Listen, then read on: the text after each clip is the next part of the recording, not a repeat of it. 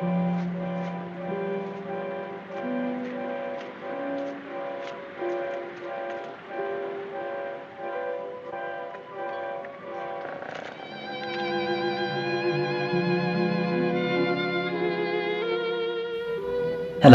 Maxim! You haven't had any sleep.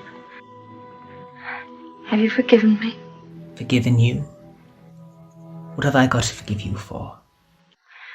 Last night, my stupidity about the costume. Oh, that. I was angry with you, wasn't I? Maxim, can't we start all over again? I don't ask that you should love me. I won't ask impossible things. I'll be your friend, your companion. I'll be happy with that. You love me very much, don't you? I'm afraid it's too late, my darling. We've lost our little chance of happiness. No, Maxim, no. Yes. It's all over now. The thing's happened. The thing I've dreaded day after day, night after night. Maxim, what are you trying to tell me? We're not meant for happiness, you and I. Rebecca has won.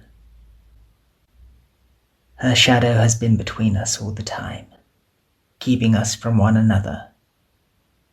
She knew that this would happen. What are you saying? They sent a diver down. He found another boat. Yes, I know. Frank told me. Rebecca's boat. Oh, it's terrible for you. I'm so sorry.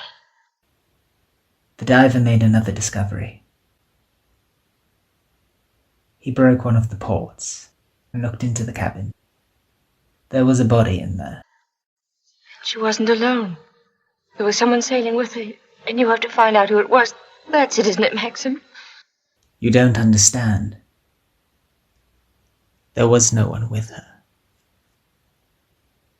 It's Rebecca's body lying there on the cabin floor. The woman that was washed up at Edgecombe. The woman that was buried in the family crypt. That wasn't Rebecca. It was the body of some unknown woman, unclaimed, belonging nowhere. I identified it, but I know it was not Rebecca. It was all a lie. I knew where Rebecca's body was, lying on that cabin floor, on the bottom of the sea. How did you know, Max? Because I put it there. Will you look into my eyes and tell me that you love me now? You see, I was right. It's too late. No, it's not too late. You're not to say that. I love you more than anything in the world. Oh, please, Maxim, kiss me, please. No. It's no use. It's too late. We can't lose each other now. We must be together always. No secrets, no shadows. No. We may only have a few hours, a few days. Maxim, why didn't you tell me before? I nearly did, several times. But somehow you never seemed close enough. How could we be close when I knew you were always thinking of Rebecca? How could I even ask you to love me when I knew you loved Rebecca still? What are you talking about? What do you mean? Whenever you touched me, I knew you were comparing me with Rebecca. Whenever you looked at me, or spoke to me, or walked with me in the garden, I knew you were thinking, this I did with Rebecca, and this, and this. Oh, it's true, isn't it? You thought I loved Rebecca? You thought that? I hated her.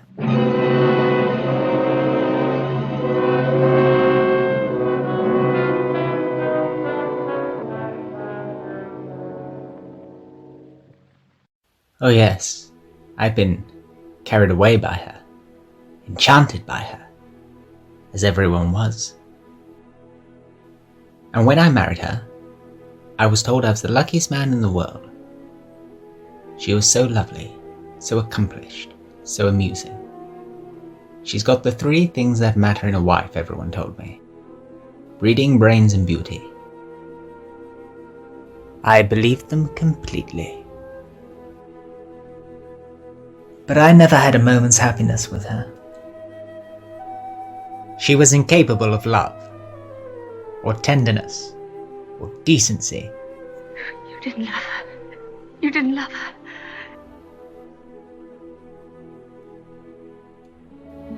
You remember the cliff where you first saw me in Monte Carlo? Well, I'd been there with Rebecca on our honeymoon. That's where I found out about her.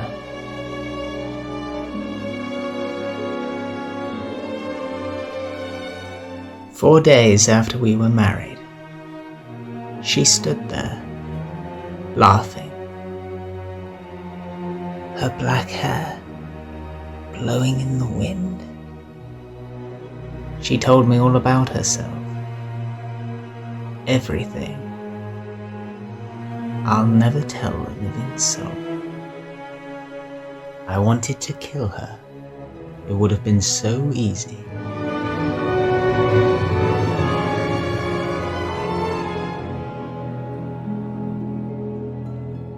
You remember the precipice? I frightened you, didn't I? You thought I was mad. Perhaps I was. Perhaps I am mad. Doesn't make for sanity, does it? Living with the devil.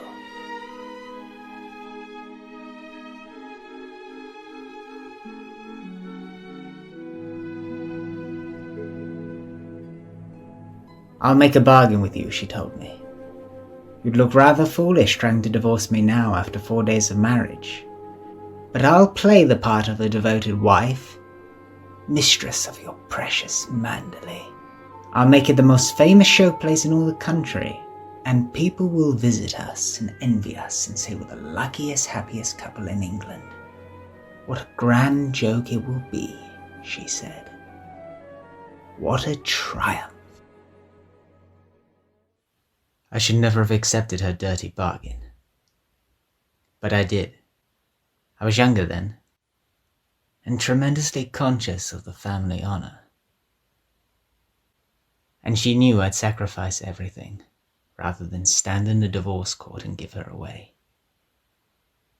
Admit that our marriage was a rotten fraud. You despise me, don't you? As I despise myself. You can't understand what my feelings were, can you? Of course I can, darling. Of course I can. I kept the bargain, and so did she, apparently. Oh, she played the game brilliantly, but then she began to grow careless. She took a flat in London, and she'd stay away for days at a time. Then she began bringing her friends down here. I warned her, but she shrugged her shoulders. "What's it got to do with you?" she said. She even started on Frank. Poor, faithful Frank. There was a cousin of hers, a man named Favel. Yes, I know him. Came the day you went to London. Why didn't you tell me? I'd like to. I thought it would remind you of Rebecca. Remind me? As if I needed reminding. Favel used to visit her here, in this cottage. I found out about it and warned her if I found him here again, I'd shoot them both. One night, when I found she'd come quietly back from London, I thought Favel was down here with her. And I knew then I couldn't stand this life of filth and deceit any longer. I came here to have it out with both of them. But she was alone. She was expecting Favel, but he hadn't come. She was lying on the divan, with a large tray of cigarette stubs beside her. She looked ill, queer. Suddenly she got up. "When I have a child," she said, "neither you nor anyone else can ever prove it wasn't yours. You'd like an heir, wouldn't you, Max? For your beloved Manderley." And then she began to laugh. How funny. How supremely, wonderfully funny. I'll be the perfect mother, just as I've been the perfect wife. No one will ever guess. It ought to give you the biggest thrill of your life, Max, to watch my son grow bigger day by day, and to know that when you die, Manderley will be his.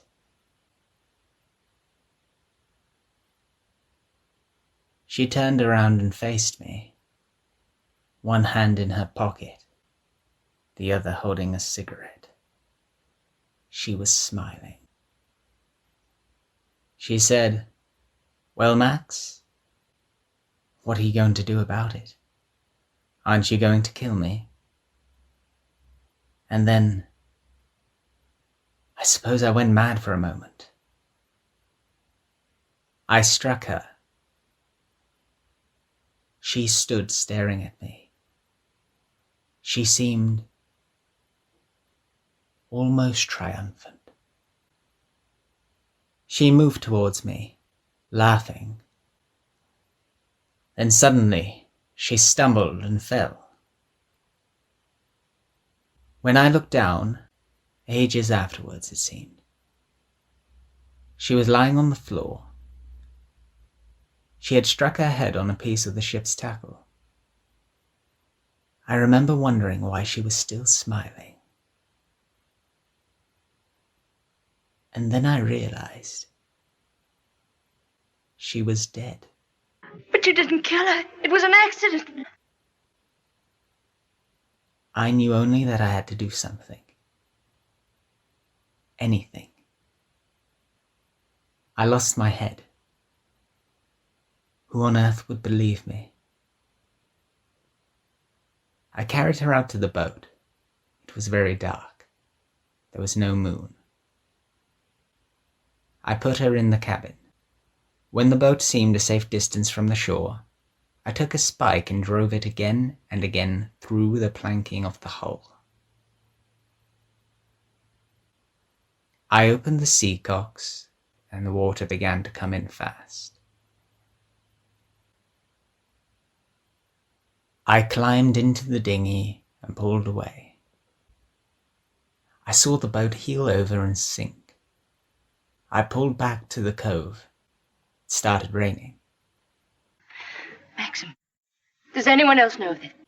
No one. Except you and me. We must explain.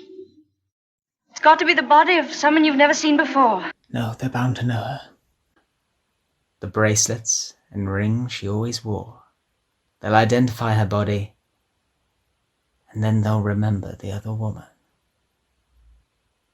The other woman buried in the crypt. If they find out it was Rebecca, you must simply say that you made a mistake about the other body. That the day you went to Edgecombe, you were ill. You didn't know what you were doing.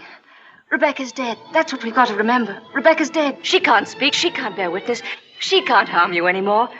We're the only two people in the world that know, Maxim. You and I. I told you once I'd done a very selfish thing in marrying you. You can understand now what I meant. I've loved you, my darling. I shall always love you. But I've known all along that Rebecca would win in the end. No. She hasn't won. No matter what happens now, she hasn't won.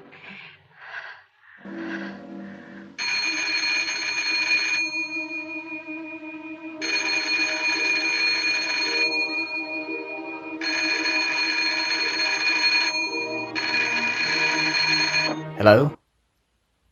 Oh, yes. Frank. What's that? Oh, Colonel Julian. He's at the mortuary with the police. Yes, I'll meet him there directly. What? Oh. Tell him we can come back here and talk. What's happened? Colonel Julian called. He's the chief magistrate for the county. He's been asked by police to go to the mortuary. He wants to know if I could have possibly made a mistake about the other body.